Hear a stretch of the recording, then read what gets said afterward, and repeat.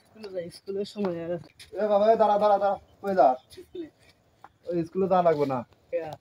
স্কুলে যা লাগবে না তোর আমি যাবো এরকম আন্দোলনের ভিতরে লেখাপড়া করার কোনো তোর দরকার নাই কারণ হয়েছিল স্কুলে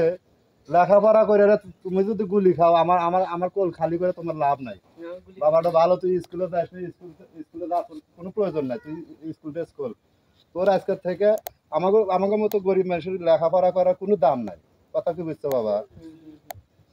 দাম নাই তুমি স্কুলে যাও না কি করবা আরে লেখাপড়া করাবে না মানে না বাবা লেখাপড়া আমি করামই না করাবে না মানে নাতি যদি লেখাপড়া করা নেব মানুষ করা নেব মানুষ মানুষ করা লাগবে না মানুষের মানুষ হয়ে কারণ আসলে স্কুলে বাদ দাও বহন এই ফলে যদি স্কুলে যদি দিই দেওয়ার পরে যদি হে যদি গুলি খান আগে